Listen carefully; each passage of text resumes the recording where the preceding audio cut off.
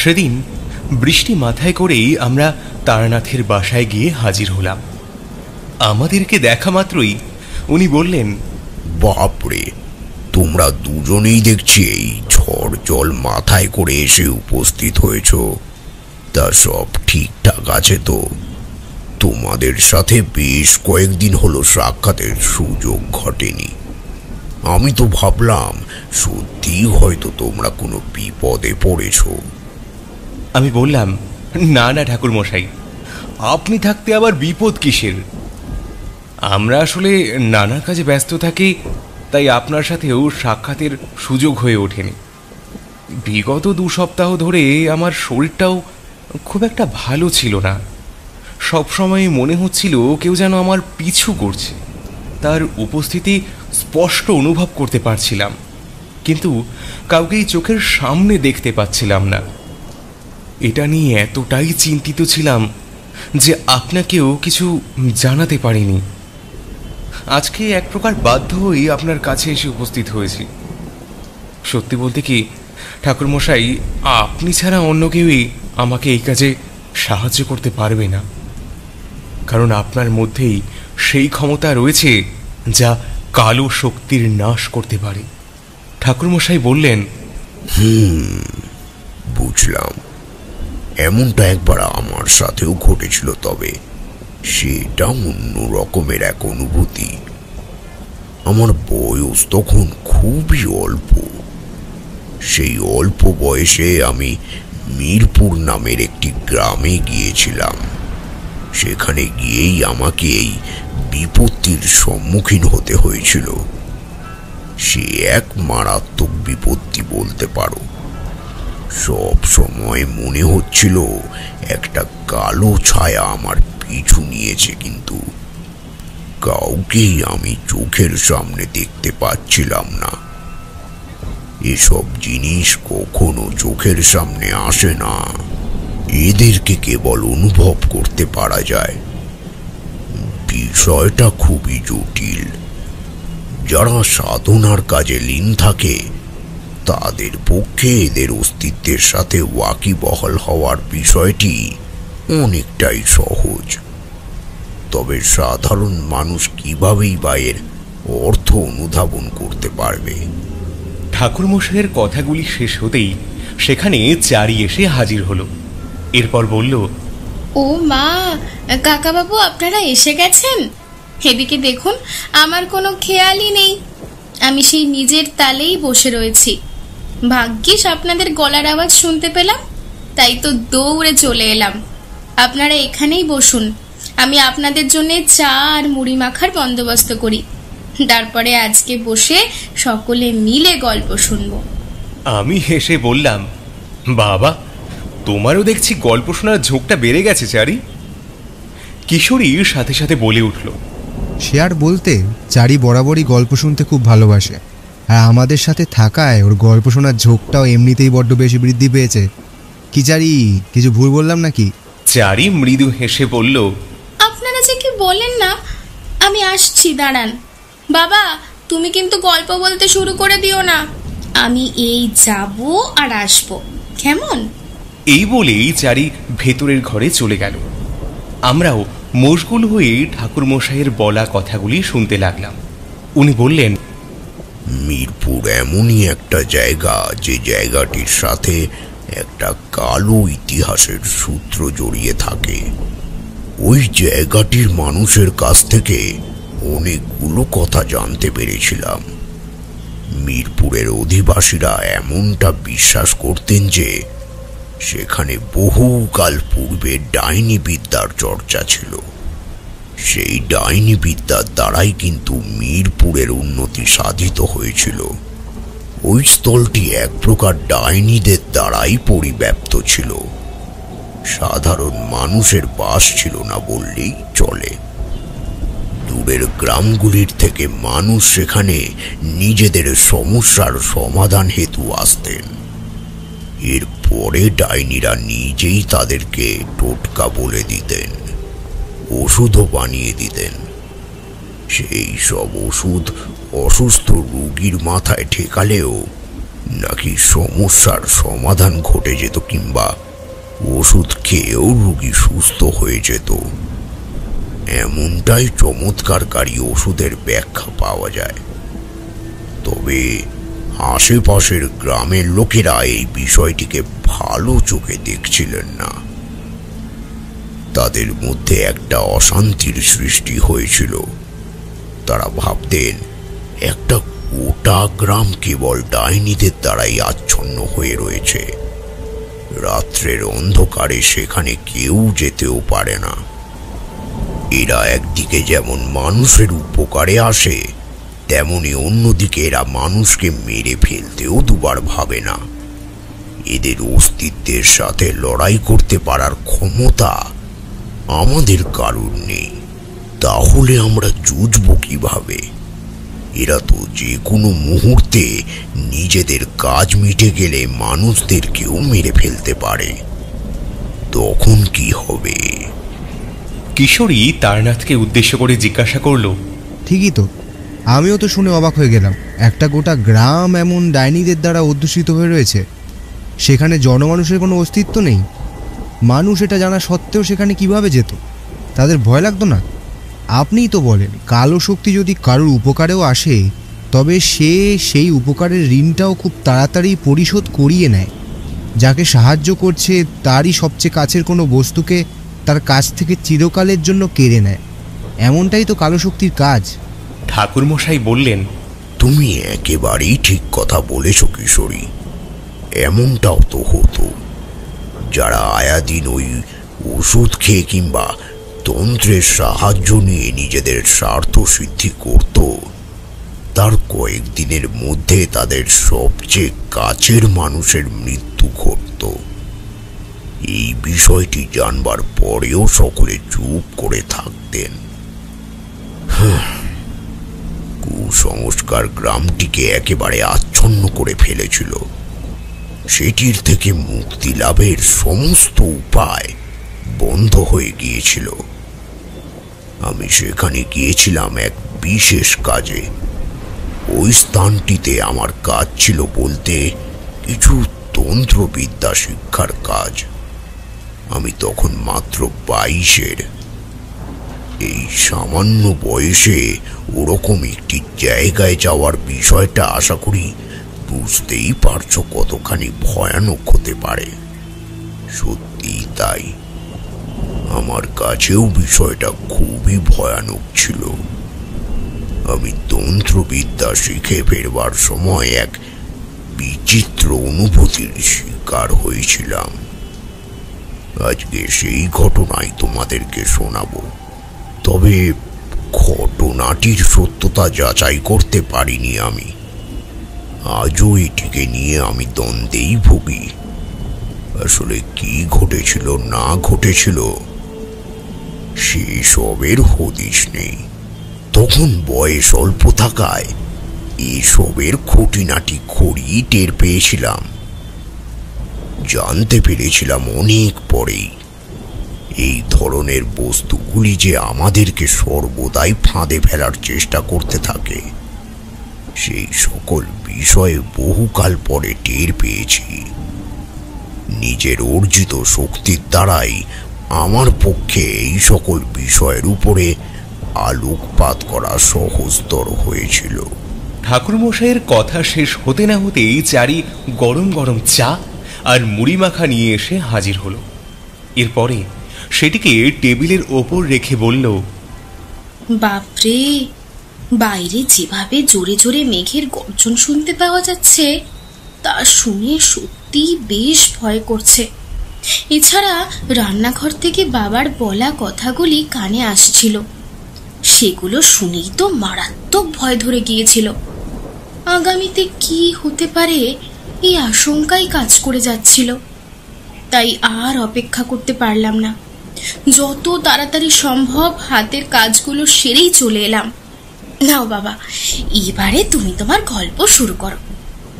জানি আমার জন্যেই তুমি মূল কাহিনীর গর্ভে এখনো প্রবেশ করতে পারোনি, তবে আর দেরি করাবো না। এবারে তুমি গল্পে প্রবেশ করো দেখি। ঠাকুরমশাই চারির কথা শুনে মৃদু হাসলেন।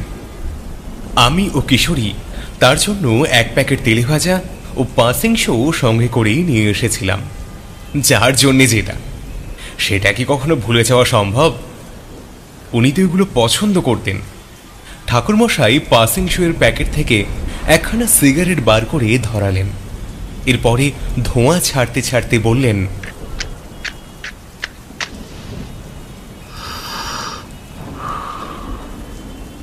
এই নাও কিশোরী বিভূতি, তোমরাও এই চপের প্যাকেট থেকে একখানা করে চপ তুলে নাও। গল্প শুনবার ইচ্ছেটা অচিরেই বেড়ে যাবে, চিন্তা করো না। নাও নাও, তুলে নাও দেখি। আমরা ঠাকুরমশাইয়ের কথাগুলিকে ফেলতে পারলাম না। এরপরে চপের প্যাকেট থেকে একখানা করে চপ তুলে নিলাম। তারপর মশগুল হয়ে ওনার গল্পের স্বাদ গ্রহণ করতে লাগলাম। ঠাকুরমশাই বলতে শুরু করলেন, সেবারে আমাকে ট্রেনে করে মিরপুরের উদ্দেশ্যে রওনা হতে হয়েছিল। যাওয়ার সময় আমার বাবা বহুবার আমাকে সাবধান করেছিলেন। উনি আমাকে বলেছিলেন, দেখো, মিরপুর জায়গাটির সম্পর্কে আমি অনেক কিছুই জানি, তবে তোমাকে কোনোদিনও জানাইনি, কারণ তুমি যে আমার কথা শুনবে না এই বিষয়টি আমি ভালোভাবেই আন্দাজ করতে পেরেছিলাম। তন্ত্র সাধনার কাজ করা কোনো অন্যায় নয়। আমাদের বংশে অনেকেই তন্ত্র সাধনার বিষয়টিকে একটি উল্লেখযোগ্য দৃষ্টান্তমূলক কাজ হিসেবে মনে করেন। আমিও আমার জীবদ্দশায় তন্ত্র সাধনায় সময় বিনিয়োগ করেছি, তবে এসবের মধ্যে দিয়ে আক্ষরিক অর্থে আদৌ কোনো উল্লেখযোগ্য ভবিষ্যৎ তৈরি হয়েছে কিনা সেই বিষয়ে আমি যথেষ্ট সন্দেহ প্রকাশ করেছি বইকি। তবে তুমি যখন তোমার জীবনকে তন্ত্র সাধনার পথে এগিয়ে নিয়ে যেতে চাও এবং এই পথকেই উল্লেখযোগ্য পথ হিসেবে মনে করতে চাও, তখন আমি তোমাকে বাধা দেব না। তবে ওই জায়গাটির সম্পর্কে এমন অনেক রটনা রয়েছে যেগুলো শুনলে যে কোনো মানুষের রক্ত হিম হয়ে যেতে পারে।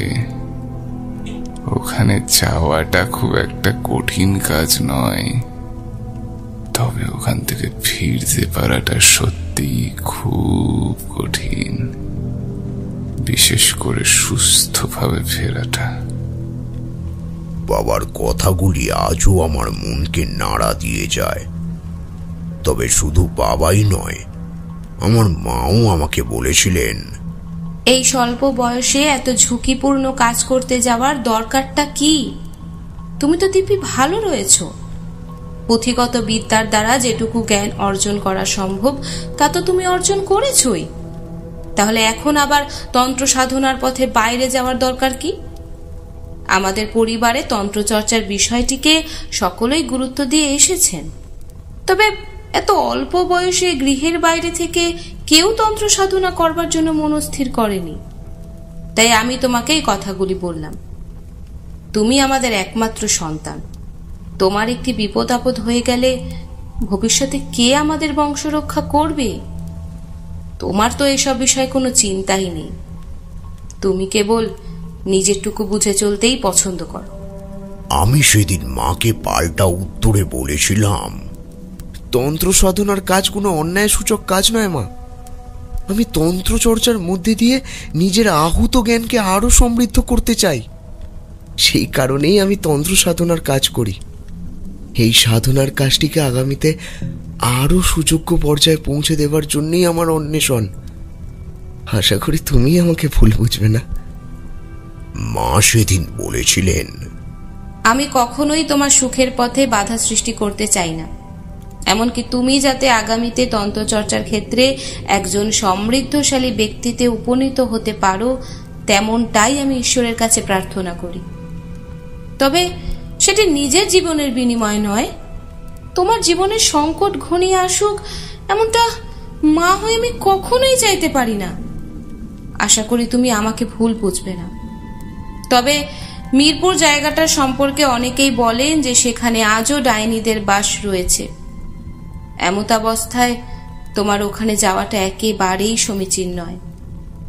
যদিও ওই স্থানটিতে বর্তমান সময়ে অনেকটাই পরিবর্তন এসেছে। আগে ওই স্থানটি জনমানব শূন্য একটি স্থান ছিল, কিন্তু পরবর্তীতে সেখানে লোকালয় গড়ে উঠেছে। সাধারণ মানুষের উপস্থিতি ভয়ের উদ্রেক অনেকটাই কমিয়ে দিয়েছে ঠিকই, তবে এসবের মধ্যেও একটা না একটা সমস্যা থেকেই গেছে। আজও মানুষ মনে করেন বাইরে থেকে কেউ ওই গ্রামে গেলে সহসা বিপদে পড়বে। এমনকি ওখানকার সাধারণ মানুষদেরও তেমনটাই দাবি। তাই তারা কেউই সন্ধ্যের পর আর ঘরের বাইরে বেরোন না। আমি মায়ের কথাগুলো মন দিয়ে শুনেছিলাম, তবে নিজের যাওয়ার দিনটিকে স্থির করে ফেলেছিলাম। তন্ত্র সাধনার ক্ষেত্রে অনেক রকমের বিপদ আপদ সঙ্গে নিয়ে চলতে হয়। আগে থেকেই যদি মানুষ ভয় পেয়ে যায়, তাহলে সে তন্ত্র সাধক হয়ে উঠবে কিভাবে? শুনেছিলাম মিরপুরে এক পবিত্র শ্মশান ভূমি রয়েছে, সাধুরা নাকি সেখানে আসতেন। এছাড়াও আসতেন বহু তান্ত্রিক, তারা নাকি তন্ত্র সাধনার কাজ করতেন। তবে তারা ডাইনিদের প্রভাব মুক্ত ছিলেন। নিজেরা শক্তিশালী হওয়ার দরুন তারা যে কোনো কালো শক্তির সাথে খুব সহজেই লড়াই করতে পারতেন। আমি ছিলাম তাদের কাছে একজন সাধারণ মানুষ, যে কিনা সবেমাত্র তন্ত্রবিদ্যায় প্রশিক্ষণ গ্রহণের জন্য মিরপুরের উদ্দেশ্যে রওনা হয়েছিলাম। ঠাকুরমশাই থামলেন।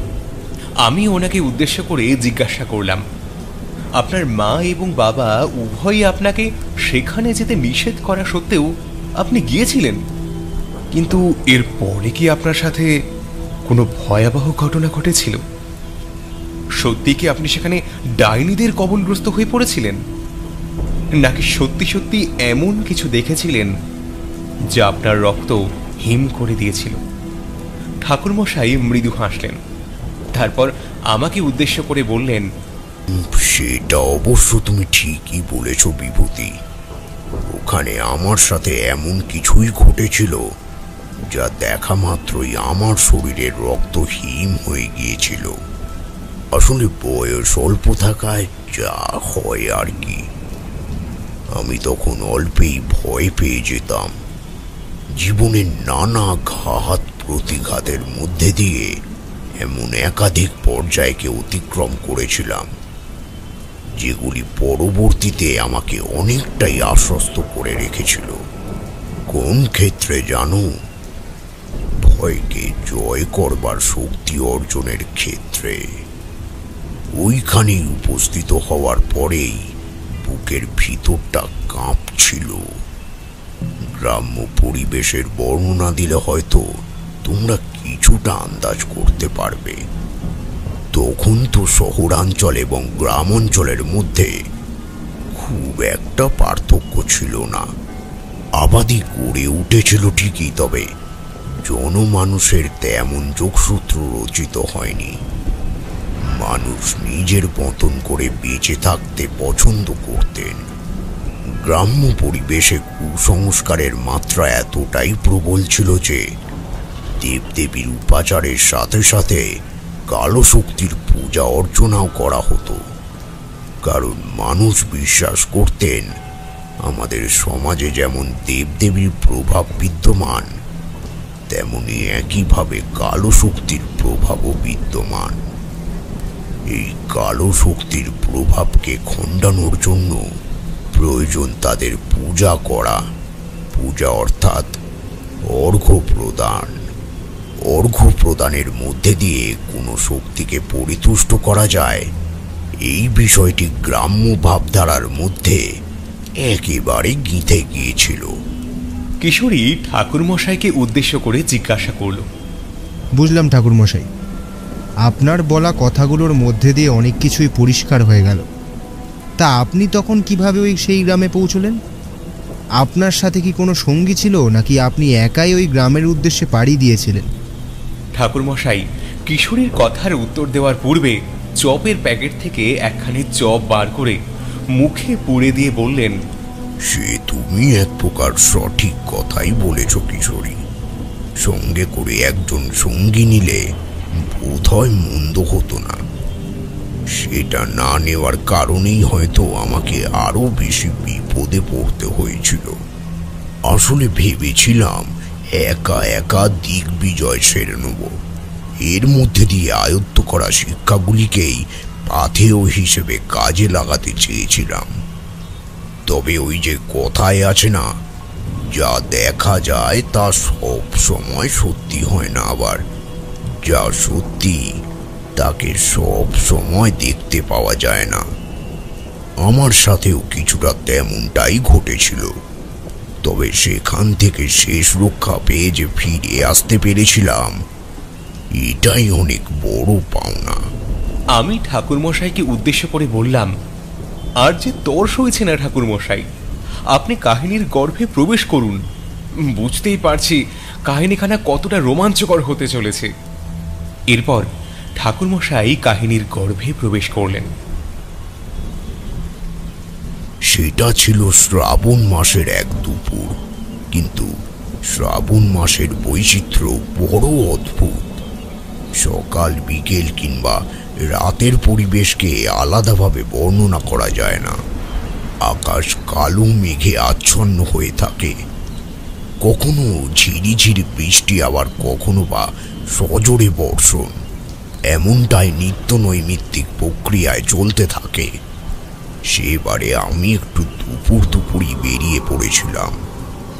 আমাকে একজন বলেছিলেন যত তাড়াতাড়ি হোক গ্রামে পৌঁছে যাওয়াই শ্রেয়, কারণ ওই যে একটা মূলগত ধারণা, সন্ধ্যের পরে কাউকে গ্রামের বাইরে ঘুরে বেড়াতে দেখতে পাওয়া যায় না। প্রত্যেকেই সন্ধ্যের চাদর গায়ে জড়িয়ে ঘরের মধ্যে সেধিয়ে বসে থাকেন। এটাই নাকি মিরপুরের অধিবাসীদের মূলগত কর্তব্য।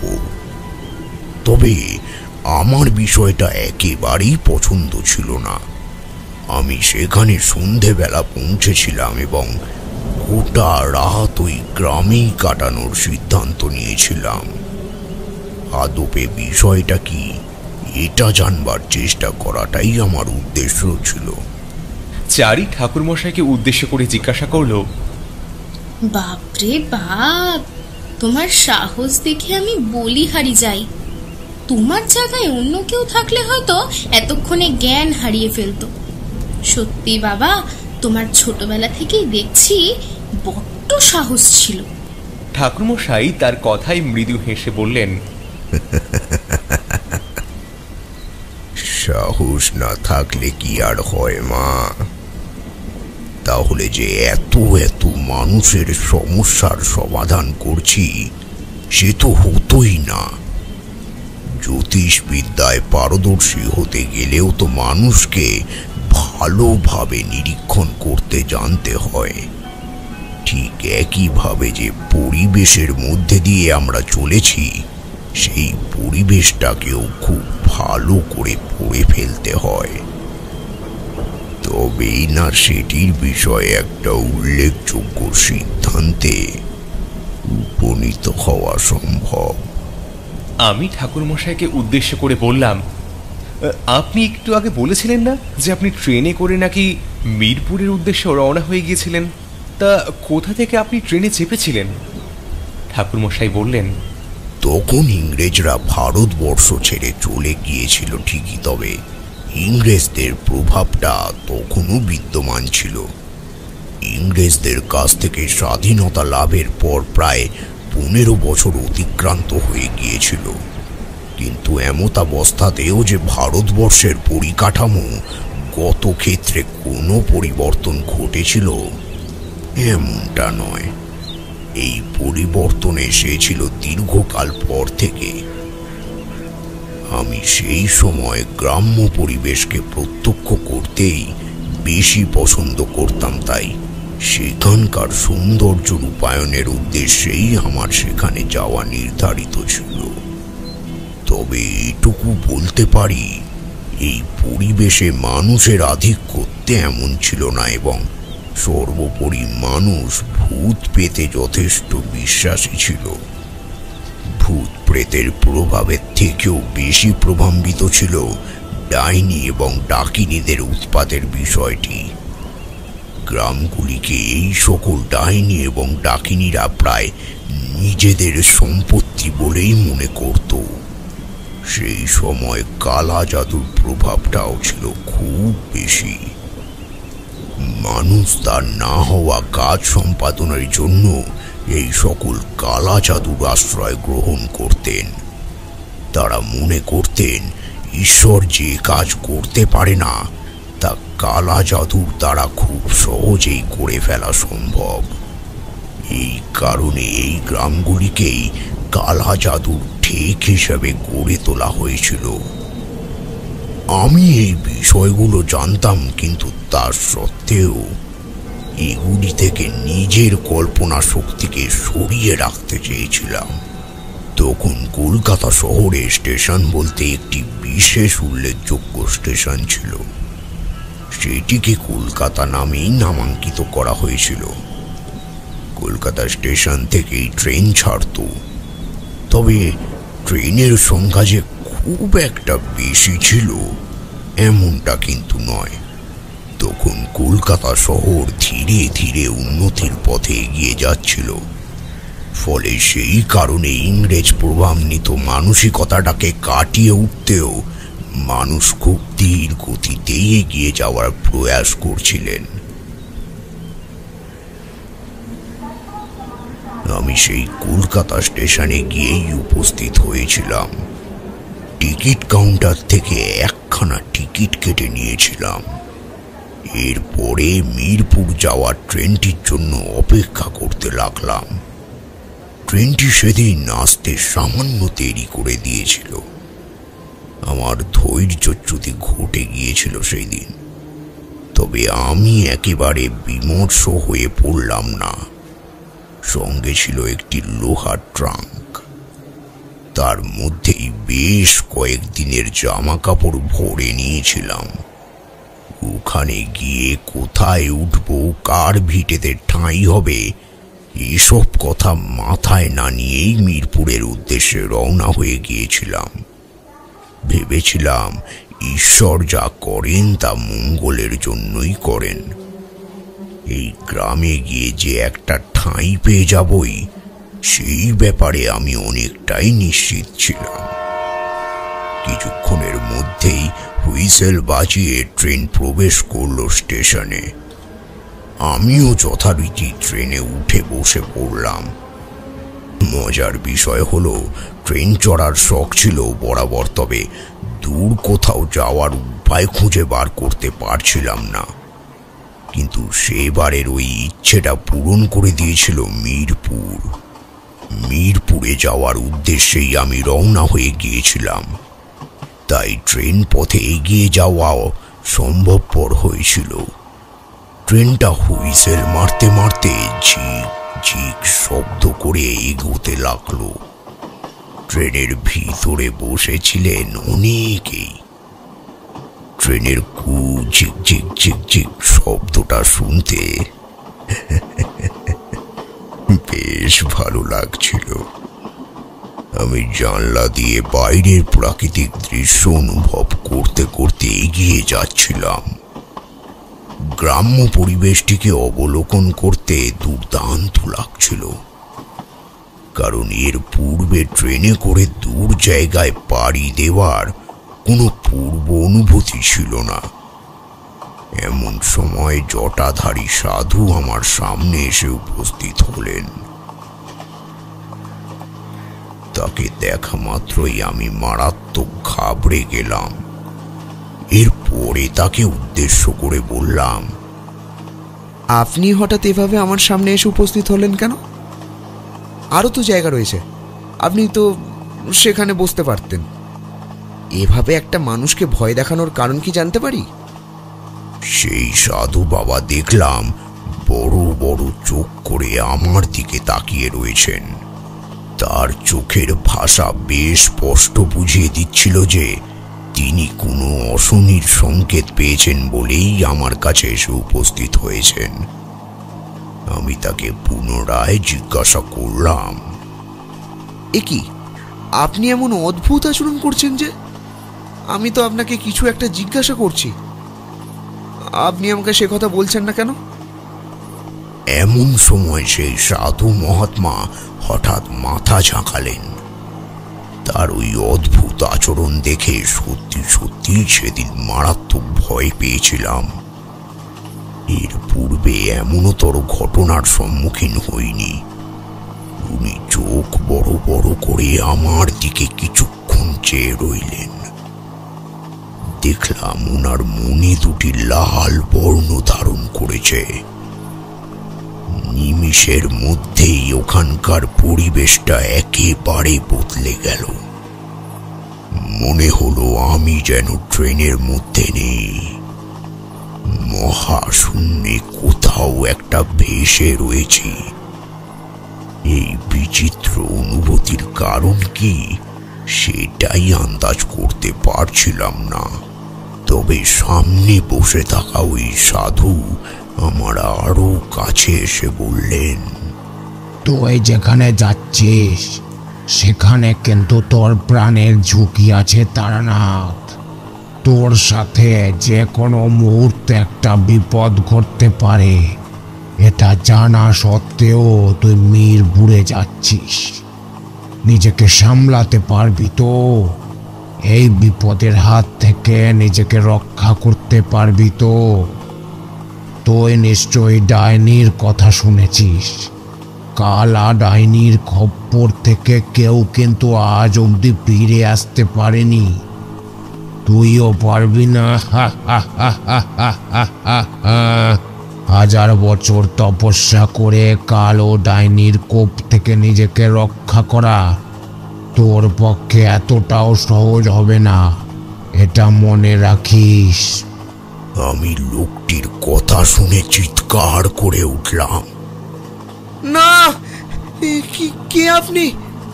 আমাকে এভাবে ভয় দেখাচ্ছেন কেন? কোনো বিপদ হবে না, আমি জানি সব মিথ্যে, এই সব মিথ্যে। আমার গুরুদেব আমাকে বলেছিলেন যে যে তন্ত্র চর্চার কাজ সম্পাদন এত সহজ নয়, মানুষকে নানান রকমের বাধার সম্মুখীন হতে হয়। আমি জানি আপনি আমার কাজে বাধা দেওয়ার জন্যই এখানে এসেছেন। আপনার কোনো অস্তিত্ব নেই, নেই, নেই, কোথাও নেই। কিন্তু আবারও আমি সেই হাসির শব্দ শুনতে পেলাম।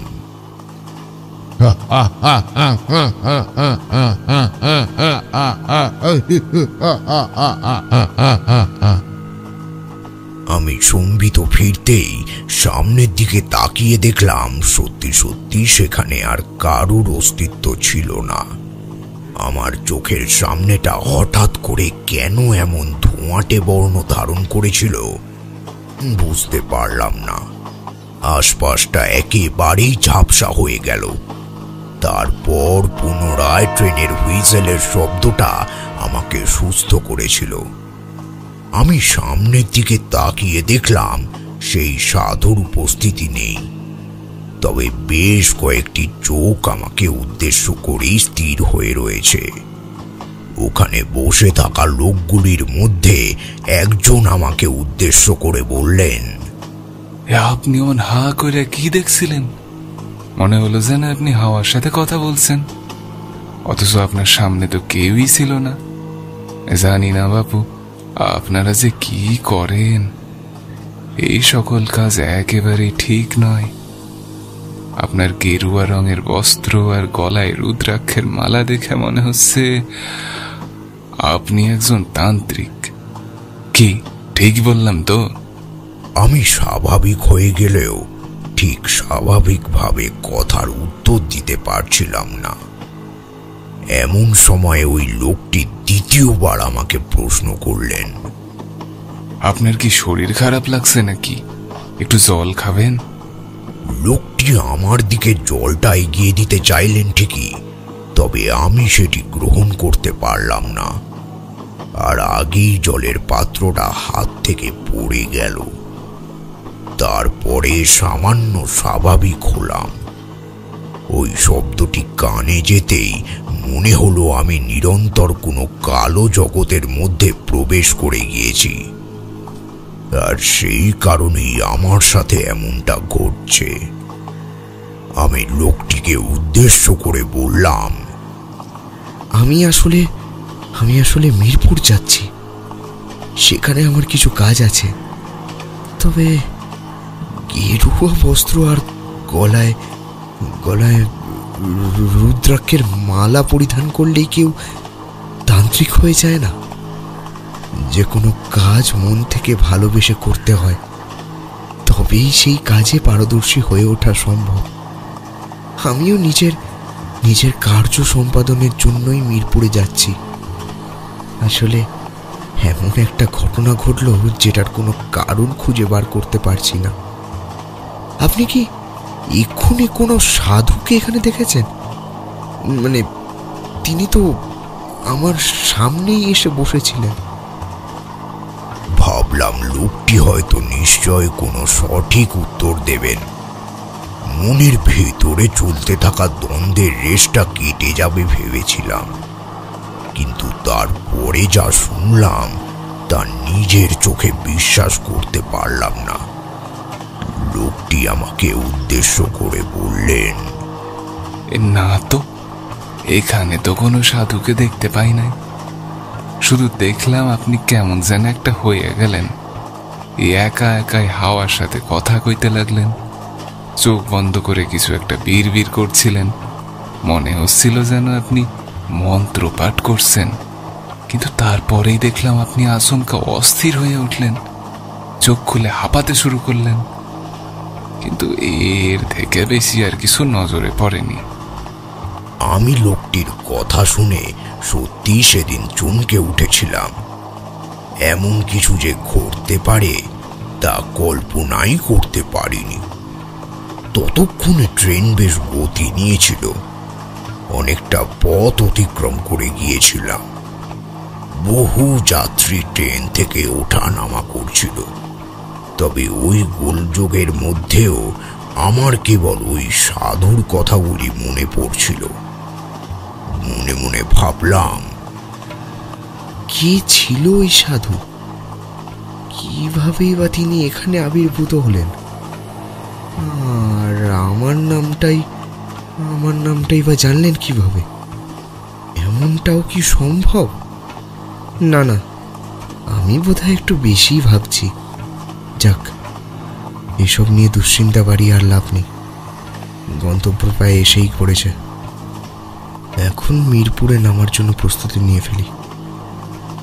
কিছুক্ষণ পরেই ট্রেনটি মিরপুর স্টেশনে প্রবেশ করল।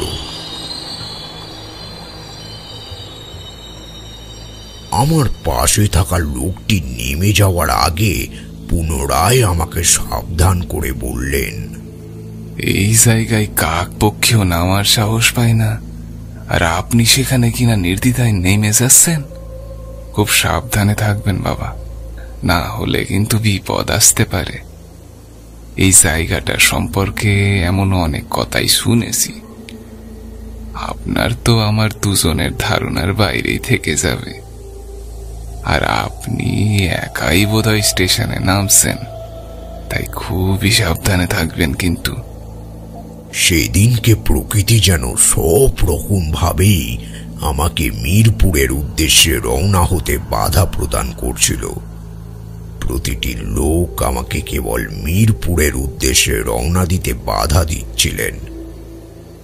ওখানে গেলেই যে একটা চরম বিপদ ঘনীভূত হতে পারে, সেটির আশঙ্কা আমাকে পূর্বেই কুড়ে কুড়ে খাচ্ছিল। তবে সত্যি কথা বলতে কি, তন্ত্রচর্চার বিষয়টিকে আমি ছোটবেলা থেকেই অত্যন্ত গুরুত্বের সাথে গ্রহণ করেছিলাম, আর সেই কারণেই আমি চেয়েছিলাম মিরপুরের মাটিতে পা দিয়েই না হয় ভূত এবং ভবিষ্যতের বিষয়টি নির্ধারিত করতে।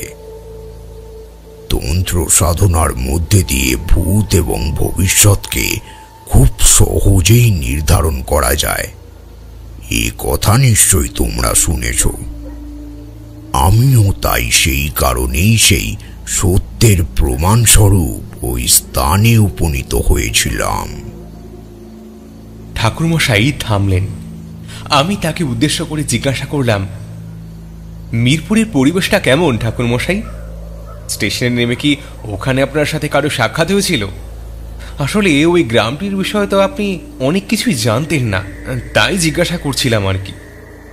ওখানে নেমে কারো সহযোগিতা ছাড়া তো আপনার পক্ষে গ্রামের সীমানায় পৌঁছানো সম্ভব ছিল না। ঠাকুরমশাই আমাকে উদ্দেশ্য করে বললেন, তুমি ঠিক কথাই বলেছ বিভূতি। সত্যি ওই জায়গায় কেউ ছিল না।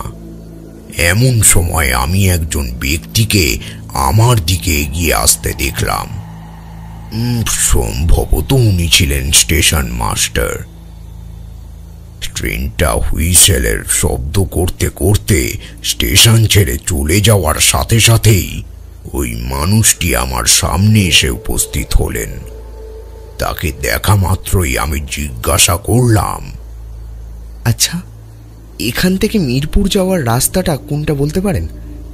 আমি আসলে মিরপুর শ্মশানে যাব। ওখানে এক মস্ত তন্ত্র সাধক এসেছেন। শুনেছি বেনারস থেকে নাকি উনি এখানে এসেছেন।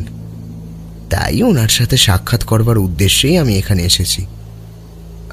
আমি ওনার কাছ থেকে তন্ত্র বিষয়ে শিক্ষা গ্রহণ করতে চাই।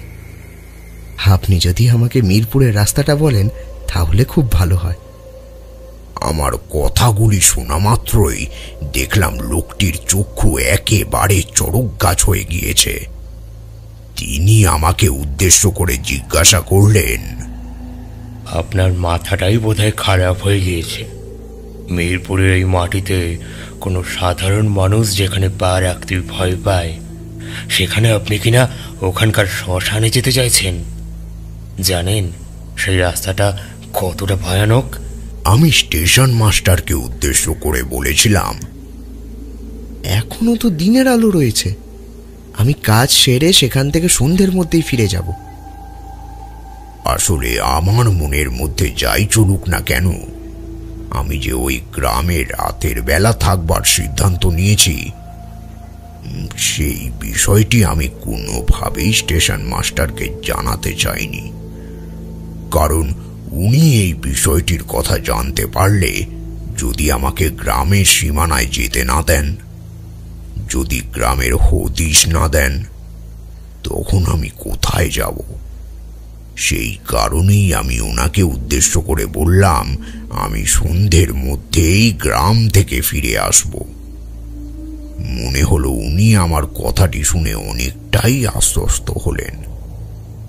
এরপরে আমাকে উদ্দেশ্য করে বললেন, ঠিক আছে, আপনি যখন নিজে নিজের দায়িত্ব নিতে পারবেন তখন আর আমি আপনাকে বাধা দেব না। আমি স্টেশন মাস্টার, তবে আমি সন্ধে হওয়ার সাথে সাথেই এই অঞ্চল ছেড়ে চলে যাই। ওই যে সরু রাস্তাটি দেখছেন, এটি চলে গেছে গ্রামের সীমানা বরাবর। ওই রাস্তা ধরে সোজা এগিয়ে গেলেই আপনি গ্রামের সীমান্তে পৌঁছে যাবেন। তারপর সেখান থেকে বাঁদিকে বাঁক নিয়ে সোজা এগোতে থাকবেন। ওটাই শ্মশানের রাস্তা। এই সময় গ্রামের কারো সাহায্য পাবেন কিনা জানি না। গ্রামটা বড্ড থমথম করছে। কিছুদিন আগে এই গ্রামে এক দুর্ঘটনা ঘটে গিয়েছে, সেটির জেরেই এমন পরিস্থিতি। শুনেছি নাকি ওই কালো ডাইনিটার উৎপাত আবার বৃদ্ধি পেয়েছে। সে পুনরায় ফিরে এসেছে এই গ্রামে। এই সংকট মাথায় নিয়েও যদি আপনি সেখানে যেতে চান তাহলে যান, আমি আপনাকে বাধা দেওয়ার কি?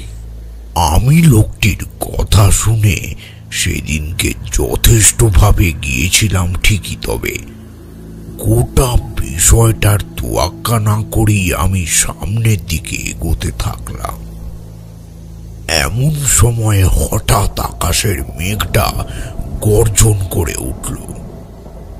তবে আমি পথ ধরে এগোতে শুরু করলাম। মরু রাস্তা ধরে এগিয়ে যাওয়ার পরেই দেখলাম একটা বাঁক এসেছে। সেটি বাম দিকে এগিয়ে গেছে। ওই বাঁকে রাস্তা ধরেই আমি এগোতে শুরু করলাম। মেঘের গর্জনের শব্দ যেন আমার হৃদয়কে বিদীর্ণ করে তুলছিল। আকাশটা ঘন কালো মেঘে আচ্ছন্ন হয়ে গিয়েছিল।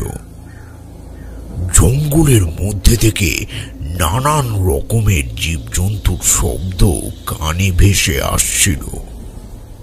মনে হচ্ছিল কেউ যেন জঙ্গলের ভিতর থেকে আমাকে লক্ষ্য করছে। আমি কোনো রকমে নামাবলিটা গায়ে আরো ভালোভাবে জড়িয়ে ওই পথ ধরে এগিয়ে চললাম। কিছুটা রাস্তায় এগিয়ে যাওয়ার পরই দেখলাম শ্মশানের মধ্যে আগুন জ্বলছে। আমি পা টিপে টিপে সেদিকে এগোতে থাকলাম। গিয়ে দেখলাম সেখানে মন্ত্রপাঠের শব্দ শোনা যাচ্ছে। অমন মেঘের গর্জনের মধ্যেও যে কিভাবে কেউ শ্মশানে বসে যজ্ঞ করতে পারে সেটাই আন্দাজ করতে পারলাম না। তবে যা ঘটেছিল সে কথা বললে তোমরা হয়তো অবাক হয়ে যাবে। কিশোরী সহসা ঠাকুর মশাইকে উদ্দেশ্য করে জিজ্ঞাসা করল, কেন? সেখানে কি ঘটেছিল ঠাকুর মশাই? ঠাকুর মশাই জবাব দিলেন, আমি যাকে উদ্দেশ্য করে ওখানে গিয়েছিলাম ভেবেছিলাম যার অস্তিত্ব খুব সহজেই আমার নজরে পড়বে, তাকে দেখতে পেলাম না। সেখানে কেউ ছিল না, কারোর উপস্থিতি আমার নজরে পড়ল না। এটা কম বড় আশঙ্কার কথা ছিল না কিশোরী। অথচ ওই মন্ত্রের শব্দগুলো কিন্তু আমার কানে স্পষ্ট আসছিল। এমন সময় মনে হলো একটা দমকা হাওয়া আমার প্রাণের কাছে এসে ফিস ফিস করে কিছু একটা বলে গেল। তোর এখনো তন্ত্র চর্চার শিক্ষা গ্রহণের সময় আসেনি। তুই ভুল পথে এসে পড়েছিস। তুই মৃত্যুর পথ বেছে নিয়েছিস। এই পথ থেকে মুক্তির উপায় তোকেই খুঁজে বার করতে হবে। প্রাণে বাঁচতে চাস তো চলে যা এখান থেকে, চলে যা এখান থেকে তারানাথ, চলে যা। আমি ভয়তে কেঁপে উঠেছিলাম। বুঝেছিলাম ওই স্থানে আসাটা সত্যি আমার উচিত হয়নি। বাবা মা এতবার করে বারণ করে দিয়েছিলেন, তারপরেও ওখানে যাওয়ার ফলেই আমাকে এই পরিস্থিতির সম্মুখীন হতে হয়েছিল। আমি যেখানে কাউকেই দেখতে পেলাম না, কেবল দমকা হাওয়ার রেশটা আমার শরীরে এসে ধাক্কা দিতে লাগলো। আমাকে যেন কেউ জোর করে ওই স্থান থেকে দূরে সরিয়ে দেওয়ার চেষ্টা করছিল। অথচ আমি কারোর উপস্থিতি টের পাচ্ছিলাম না। কি করব সেটাই বুঝে উঠতে পারছিলাম না। ভয়তে কাঁপতে শুরু করলাম। হে মা কালী, আমাকে রক্ষা করুন। আমাকে যে করেই হোক এই বিপদের হাত থেকে রক্ষা করুন মা, রক্ষা করুন। সেদিন মাকে স্মরণ করতে করতে আমি ওই স্থান ত্যাগ করলাম।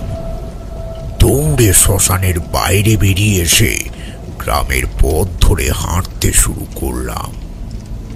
যে করেই হোক স্টেশনের উদ্দেশ্যে এগিয়ে যেতে হবে, না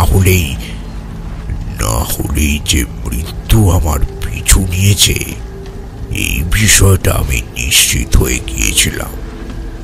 সত্যি সত্যি সেদিন আরো বড় রকমের একটি দুর্ঘটনার সম্মুখীন হয়েছিলাম।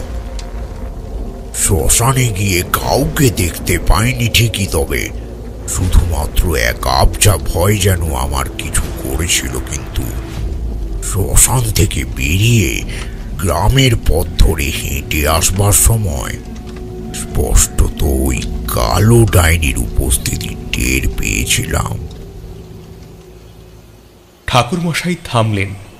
আমি পুনরায় ওনাকে উদ্দেশ্য করে জিজ্ঞাসা করলাম, শ্মশানের মধ্যে আপনার সাথে যা ঘটেছিল সেটা সত্যিই মারাত্মক ভয়ের ব্যাপার।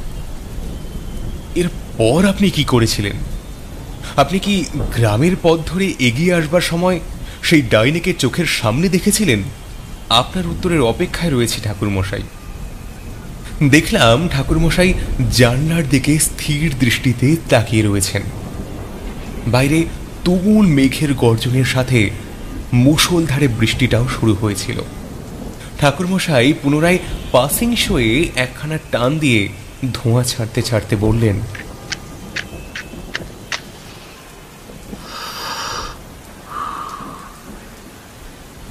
বিষয়টা যদি এইটুকুর মধ্যেই সীমাবদ্ধ থাকতে পারত, তাহলে আর দুশ্চিন্তার কোনো কারণ থাকতো না। তবে বিষয়টা এইটুকুর মধ্যেই সীমাবদ্ধ ছিল না। পথের আড়ালে জমে থাকা ঘন কালো অন্ধকারের মধ্যেও আমি সেদিন ওই ভয়ঙ্কর পিশাচিনীর উপস্থিতি টের পেয়েছিলাম। সেই কাহিনী খানাই এবার তোমাদেরকে বলবো। আমরা সকলেই পুনরায় ঠাকুরমশাইয়ের কথাগুলি মন দিয়ে শুনতে শুরু করলাম। উনি প্রবেশ করলেন কাহিনীর গর্ভে, বলতে থাকলেন,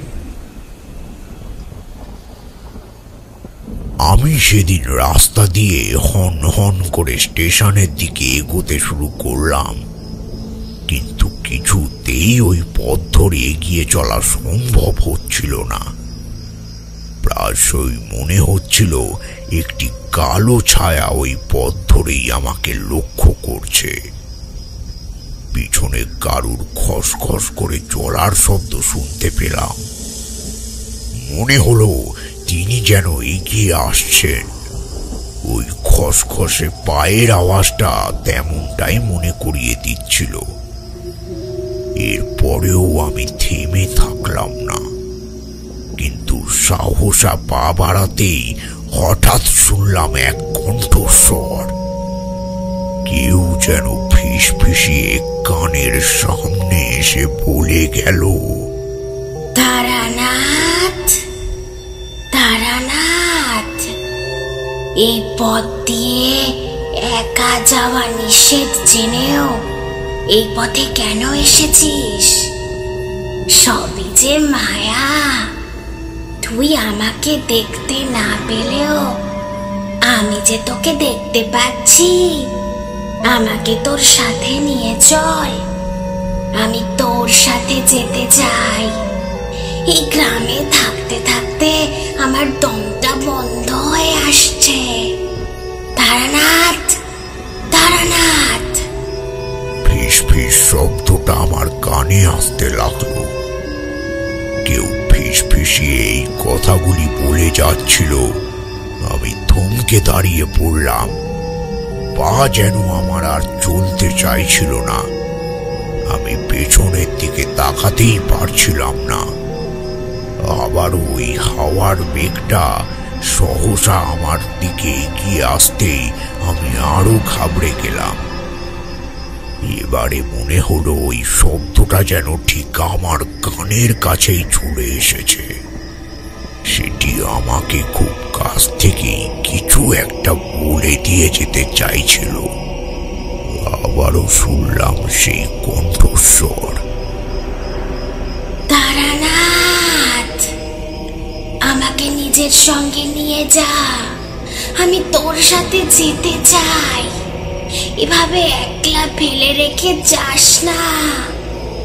নিশুতি রাতে অমন পায়ের শব্দ করতে করতে কেউ এগিয়ে আসছে, অথচ তার অস্তিত্ব আমার নজরে পড়ছে না। ভাবতে পারো বিষয়টা কতখানি ভয়ঙ্কর। আমি পেছন ঘুরে তাকিয়েও যখন কাউকে দেখতে পেলাম না, তখন ভয়টা আরো অধিক মাত্রায় কাজ করতে শুরু করলো। আমি হাঁপাতে শুরু করলাম। মনে হচ্ছিল জঙ্গলের মধ্যে থেকে ধেয়ে আসছে একাধিক ভয়ঙ্কর জন্তুর শব্দ। পেঁচার কর্কশ শব্দটি আবারও কানে ভেসে এলো। অন্ধকারের মধ্যে থেকে ধেয়ে আসা এই সকল শব্দগুলির কারণ সন্দিহান করবার সাহস ছিল না। আমি মা কালীকে স্মরণ করতে থাকলাম। মা, আমাকে রক্ষা করুন, মা রক্ষা করুন। আমি কোন সংকট মাথায় নিয়ে ফেলেছি। আমি খেয়েই খুঁজে পাচ্ছিলাম না। সামনের দিকে তাকাতেই দেখলাম আমি পথ হারিয়ে ফেলেছি। চারিদিকে তাকালাম, জঙ্গল ছাড়া আর সেভাবে কিছুই নজরে পড়ছিল না। এমন সময় আমি দেখলাম সেই ডাইনিকে। সেই ডাইনি আমার চোখের সামনে দাঁড়িয়েছিল। তাকে দেখা মাত্রই আমি খড়খড় করে কাঁপতে শুরু করলাম। দেখলাম সাদা লম্বা চুল মাটির সাথে লুটিয়ে রয়েছে, চোখের মনির জায়গাটা ফাঁকা। সেখান থেকে লাল রঙের আভা বেরিয়ে আসছিল। তার নখলো হাতগুলো ক্রমে আমার দিকে বাড়িয়ে দিতে লাগলো। দেখলাম তার পাটা শূন্যে ভেসে রয়েছে। বিকট ভাবে হেসে চলেছে সে। খিকে সুরে হাসির শব্দটা আমাকে লক্ষ্য করেই ধেয়ে আসছিল। মনে হচ্ছিল আকাশ বাতাস মুখরিত করে সেটা আমাকে লক্ষ্য করে ধাবিত হয়ে চলেছে। মেঘটা গর্জে উঠল, তার সাথে উন্মত্ত ওই হাসির রেশটা বারে বারে ভয়াবহতাকে আরো বৃদ্ধি করে তুলছিল। আমি সামনের দিকে তাকিয়ে কাকুতি মিনতি করতে লাগলাম। ছেড়ে দিন, ছেড়ে দিন, আমাকে ছেড়ে দিন, আমাকে এখান থেকে যেতে দিন, যেতে দিন আমাকে। তখন আমার কালো শক্তির সাথে লড়াই করবার ক্ষমতা ছিল না। আমি সাধনার কাজও শিখিনি, কেবল এই বিষয়গুলিকে পরিচালিত করবার কিছু নিয়ম শিখেছিলাম।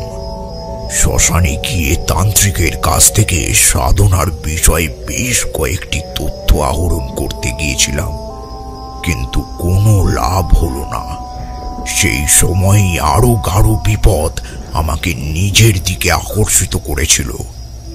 আমি বারে বারে কাকুতি মিনতি করবার পরেও দেখলাম ওই পিশাচিনী আমাকে লক্ষ্য করেই এগিয়ে আসছে। আমি আর সেখানে স্থির হয়ে দাঁড়িয়ে থাকতেও পারলাম না। এগোতে থাকলাম। জোরে দৌড়ানোর ক্ষমতা ছিল না। জঙ্গলের রাস্তা ধরেই এগিয়ে আসতে হচ্ছিল। সেই সাথে বয়ে আসছিল সেই ভয়ঙ্কর হাসির শব্দ। ক্ষণে ক্ষণে বিদ্যুৎ চমকে উঠছিল। এমন সময় সামনের দিকে তাকাতেই দেখলাম একটা জায়গায় প্রদীপের শিখার মতো কিছু একটা নজরে পড়ছে। ওই প্রদীপের শিখাটিকে লক্ষ্য করেই এগিয়ে যেতে ইচ্ছে করল। সেদিকে কিছুটা ধাবিত হতেই দেখলাম সেখানে এক নয় একাধিক প্রদীপের শিখা রয়েছে। বুঝলাম এটি কোনো প্রদীপের দ্বারা সৃষ্ট হওয়া আলো নয়, সেখানে রয়েছে একাধিক আলোর সম্ভার। এমন সময় বাবার বলা কিছু কথা মনে পড়ে গেল। উনি মিরপুরের উদ্দেশ্যে রওনা হওয়ার পূর্বে আমাকে কয়েকটি কথা বলেছিলেন। মিরপুরের গ্রামের সীমানায় রয়েছে বড় কালী মন্দির। ওই মন্দিরের সীমানা বরাবর জ্বলে থাকে একাধিক প্রদীপ। সেই প্রদীপ দানের মধ্য দিয়ে মানুষ নিজের মনের ইচ্ছা মায়ের সামনে ব্যক্ত করেন। মায়ের সামনে প্রদীপ জ্বালিয়ে নিজের মনস্কামনার কথা তুলে ধরেন। মা তাদের মনের ইচ্ছা পূরণ করেন। এক একটি প্রদীপকে মনের ইচ্ছা পূরণের আলোক হিসেবে পরিগণিত করা হয়ে থাকে। মা কারুর ইচ্ছা অপূর্ণ রাখেন না। দূর থেকে দেখে আমারও সেদিন তেমনটাই মনে হয়েছিল। ফলে আমি সেদিকেই ধাবিত হতে থাকলাম। ওই প্রবল ঝড় বৃষ্টির মধ্যে আমার বেঁচে ফেরার কাজটা অনেকটাই কঠিন হয়ে দাঁড়িয়েছিল। তবে তবে আমি হাল ছাড়লাম না। শেষমেশ যখন ওই প্রদীপের কাছে এসে পৌঁছালাম, দেখলাম প্রদীপের সামনে থেকে মন্দিরের ক্ষেত্র পর্যন্ত একটি লাল রঙের পরিখা কাটা রয়েছে। ওই পরিখা ধরেই আমি চলতে থাকলাম। এছাড়াও কয়েকটা ছোট ছোট ঘরবাড়ি নজরে পড়তে লাগলো।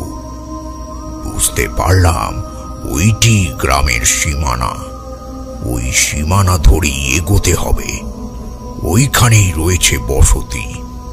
সেই বসতি এবারে নিশ্চিন্দি দেবে। আমি ওই প্রদীপের শিখা ধরে এগোতেই সামনে নজরে পড়ল মায়ের মন্দির। মায়ের মূর্তিটিকে নিজের চোখে দেখে প্রণাম করলাম। জয় মা, জয় মা ব্রহ্মময়ী মা, জয় মা ব্রহ্মময়ী মা। মাকে এই নামে স্মরণ করে পিছনের দিকে সাহস করে তাকাতেই দেখলাম আর কেউ নেই। সেই হাসির শব্দটাও কানে এলো না। একটা জায়গায় কিছুটা প্রদীপের শিখা উঁচুতে উঠেছিল। সেটির দিকে ভস্ম ছুড়ে দিতেই দেখলাম ওই জায়গাটি কেমন যেন রক্তবর্ণ ধারণ করল। মনে হলো ভস্মের গায়ে আগুনের শিখাগুলি লেগে সেগুলিকে অগ্নির নির্লিপ্ত কণায় পরিণত করেছে। এটি তখনই হতে পারে যদি কোনো পরীক্ষার অপর প্রান্তে কোনো কালো শক্তি থাকে। আমি ওই পরিস্থিতি দেখে নিশ্চিত হয়ে যেতে পেরেছিলাম সেখানে যে সত্যি কোনো কালো শক্তির বাস ছিল তা বলা বাহুল্য। গ্রামের সীমানায় প্রবেশ করেছিলাম বলেই হয়তো পবিত্র শক্তির রেশটি আমাকে কালো শক্তির কুপ্রভাব থেকে রক্ষা করতে পেরেছিল। সেদিন রাতটা আমি ওই মায়ের মন্দিরেই বসে কাটিয়ে দিয়েছিলাম। পরের দিন সকালে চোখ খুলতেই দেখলাম এক পুরোহিত আমার সামনে এসে বসে রয়েছেন।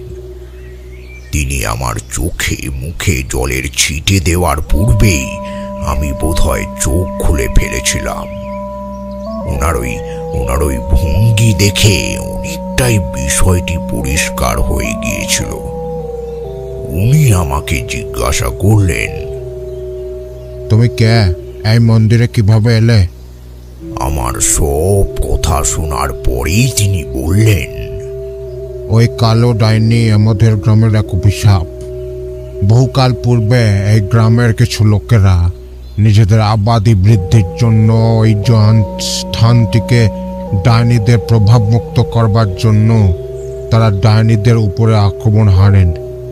নৃশংসভাবে তাদেরকে পুড়িয়ে মারা হয়। এদের মধ্যে সব থেকে বেশি শক্তিশালী ছিল কালো ডাইনি। এমনটা মনে করা হয় যে ডাইনিরা মৃত্যুর পরে আরও শক্তিশালী হয়ে ওঠে। তাদের এই অপার শক্তির কাছে ঈশ্বরের শক্তি অনেক সময় হার মানতে বাধ্য হয়। সেই কারণেই এমনটা ঘটেছে।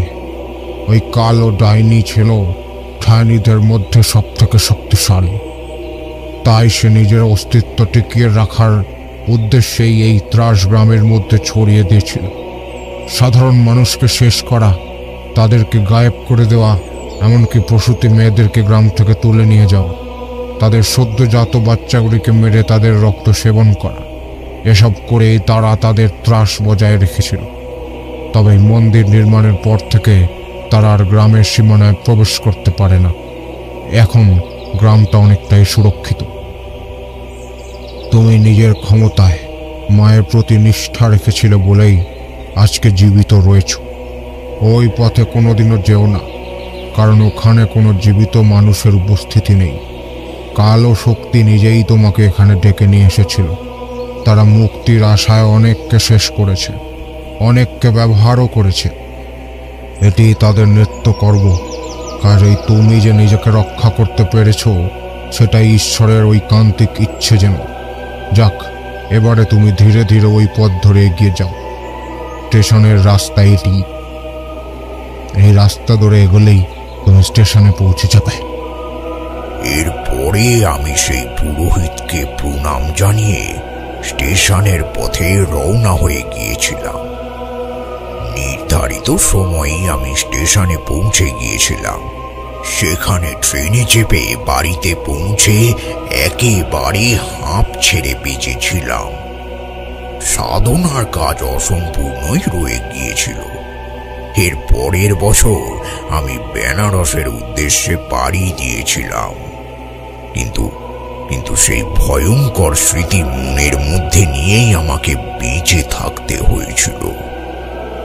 এমনও কিছু স্মৃতি থাকে যেগুলিকে মন থেকে সরিয়ে ফেলা যায় না।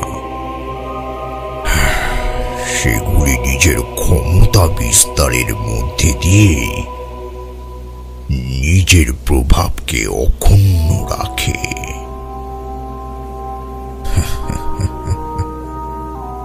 ঠাকুরমশাই থামলেন। আমারও মনে হলো যেন এক যুগ তপস্যার পরে এরকম একটি ভয়ঙ্কর কাহিনীর আস্বাদ গ্রহণ করতে পেরেছিলাম। সত্যি সেদিনের ওই অভিজ্ঞতাটি বেশ চমৎকার ছিল। সেই অভিজ্ঞতার কথা আমার আজও স্মরণে রয়েছে। ওই দিন আমরা গঙ্গার ঘাটে কিছুক্ষণ বসে তারপর বাড়ি ফিরে এসেছিলাম। তবে মনের মধ্যে ঠাকুরমশাইয়ের বলা কথাগুলি নিরন্তর ঘুরপাক খাচ্ছিল। কিন্তু পরবর্তী গল্পের রসাস্বাদনের জন্য অবশ্যই অপেক্ষায় ছিলাম। সেদিন বাড়ি ফিরতে ফিরতেও বেশ রাত হয়ে গিয়েছিল। অপেক্ষার প্রহর শেষ করে আবার কবে ঠাকুরমশাইয়ের ভিটে থেকে উঠতে পারবো সেই আশাতেই ছিলাম।